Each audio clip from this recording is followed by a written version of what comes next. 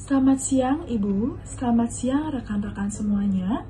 Perkenalkan kami kelompok 2 dari kelas 2C. Sebelumnya perkenalkan nama saya Sageti Dewi selaku moderator pada penjelasan dari kelas 2C kelompok 2 mengenai sitoskeleton.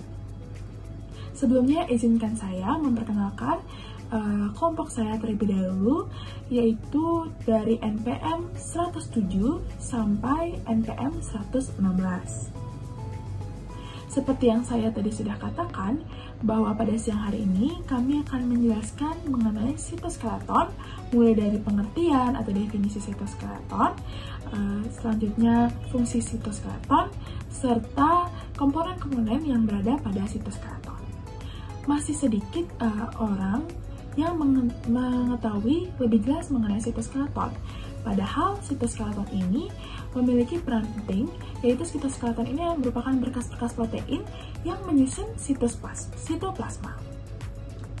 Untuk lebih jelas mengetahui mengenai sitoskeleton, selanjutnya simak video dari kami yang akan dijelaskan selanjutnya oleh rekan-rekan saya.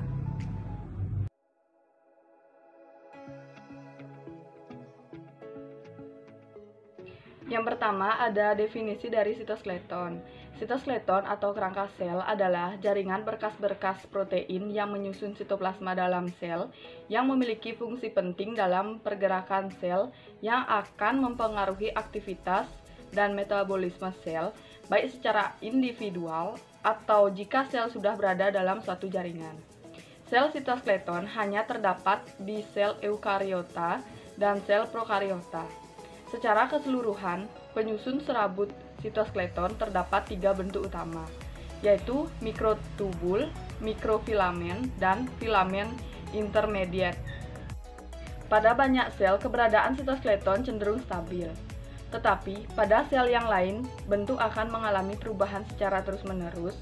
Pengurangan sitoskeleton pada beberapa bagian sel dan juga pertumbuhan pada bagian yang lainnya dapat menjadikan perubahan bentuk dan menghasilkan pergerakan bagi sel. Misalkan, sel dapat mengirimkan keluar suatu bahan menuju ke permukaan sel atau kepada sel yang lain dan kemudian menarik kembali badan sel dari yang lain pada akhirnya. Fungsi sitoskeleton: memberi bentuk dan mempertahankan struktur sel.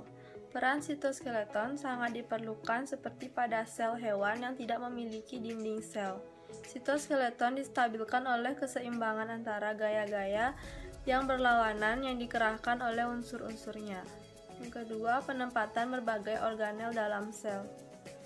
Fungsi sitoskeleton merupakan tempat bergantung banyak organel, bahkan molekul enzim sitosol. Namun, sitoskeleton lebih dinamis daripada rangka hewan. Sitoskeleton dapat secara cepat dibongkar pasang atau disusun di tempat baru yang mengubah bentuk sel tersebut. Selanjutnya ada motilitas sel. Motilitas sel mencangkup perubahan tempat sel maupun pergerakan bagian sel yang lebih terbatas. Motilitas sel membutuhkan interaksi sitoskeleton dengan protein yang disebut dengan molekul motor. Selanjutnya ada pergerakan materi-materi dan organel dalam sel. Molekul motor dapat melekat pada reseptor organel, membuat organel tersebut bisa berjalan di sepanjang mikrotubula sitoskeletonnya, seperti vesikula yang mengandung neurotransmitter berpindah ke ujung akson. Pemanjangan sel saraf yang melepas molekul transmitter sebagai sinyal kimiawi ke sel saraf sebelahnya. Berikutnya mengenai pengaturan aktivitas biokimiawi dalam sel. Sitoskeleton dapat menghantarkan gaya mekanis dari permukaan sel ke bagian dalamnya, bahkan ke serabut lain dalam nukleus, seperti terjadinya pengaturan ulang secara spontan susunan nukleus dan struktur lain dalam nukleus.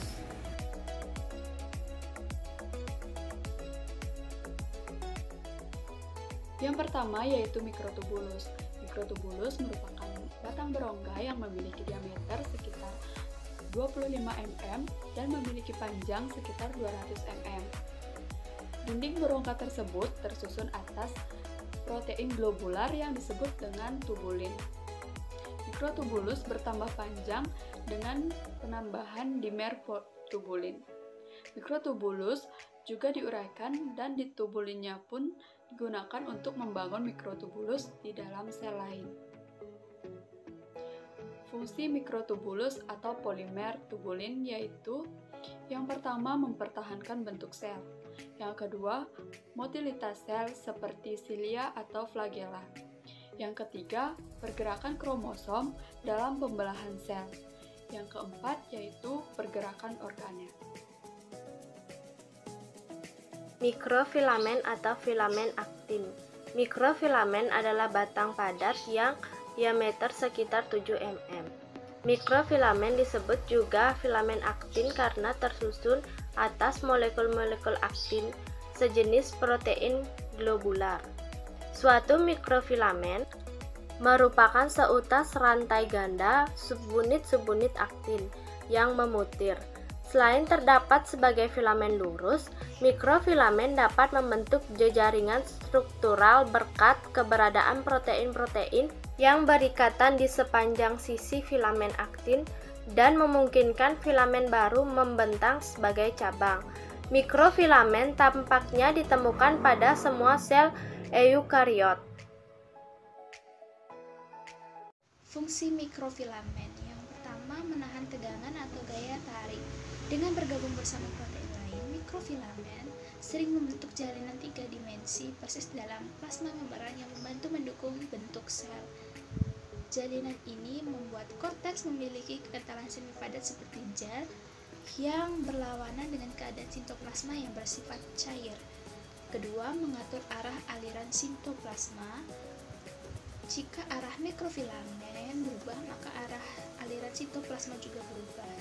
Yang ketiga, ada kontraksi otot. Ribuan filamen aktin disusun sejajar satu sama lain di sepanjang sel otot dan diselingi dengan filamen yang lebih tebal yang terbentuk dari protein yang disebut miosin. Kontraksi otot terjadi akibat mikrofilamen dan miosin yang saling meluncur melewati yang lain yang akan memperpendek selnya. Komponen sitoskeleton yang ketiga adalah filamen intermediate. Filamen intermediate berdiameter 8-12 nanometer, lebih besar dibandingkan dengan diameter mikrofilamen, namun lebih kecil daripada mikrotubulus. Filamen intermediate terspesialisasi untuk menahan tegangan seperti mikrofilamen dan terdiri dari berbagai kelas unsur skeleton. Filamen intermediate merupakan pengukuh sel yang lebih permanen daripada mikrofilamen dan mikrotubulus, yang diuraikan dan dirakit kembali di berbagai bagian sel. Fungsi dari filamen intermediate yang pertama untuk memperkuat bentuk sel dan posisi organel tertentu. Yang kedua sebagai pembentukan lamina nukleus yang melapisi bagian dalam selubung nukleus. Yang ketiga sebagai filamen antara untuk mendukung sel, yang dimana akson dari sel saraf yang menghantarkan impuls akan diperkuat oleh satu kelas filamen antara. Nah, di sini juga ada gambar dari filamen intermediate yang berwujud serat seperti tali. Baik, selanjutnya saya akan menjelaskan perbedaan dari mikrotubula, mikrofilamen atau filamen aktin, dan filamen.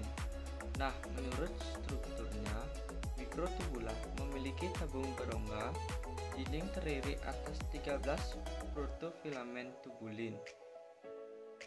Sedangkan mikrofilamen atau filamen aktin memiliki struktur 2 untai aktin yang saling terjalin.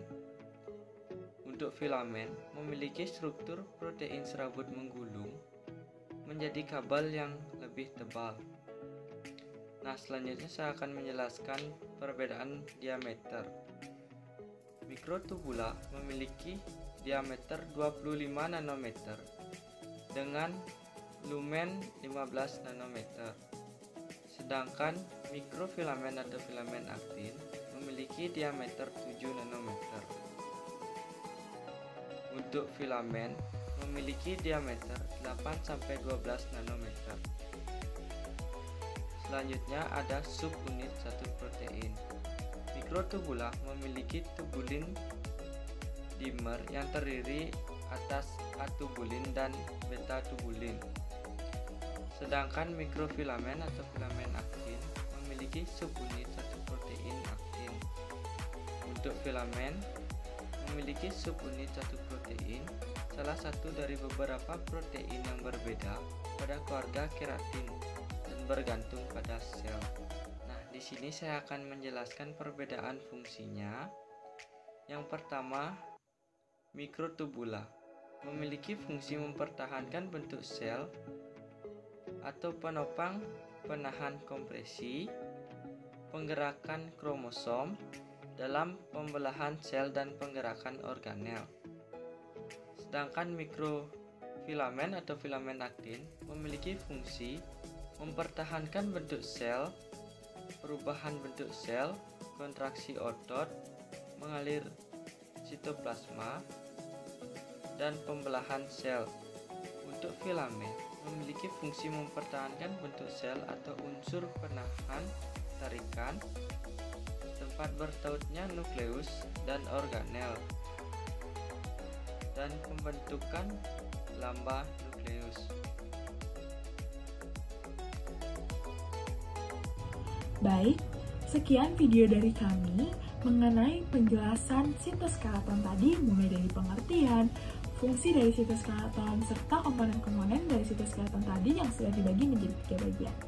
Nah, sebelumnya saya selaku moderator sebagai perwakilan dari kelompok 2 mengucapkan mohon maaf bila ada beberapa hal yang masih kami belum sampaikan pada video penjelasan kami mengenai sitoskeleton, serta kami mohon maaf bila ada salah kata ataupun salah penulisan kalimat dalam presentasi kami pada siang hari ini.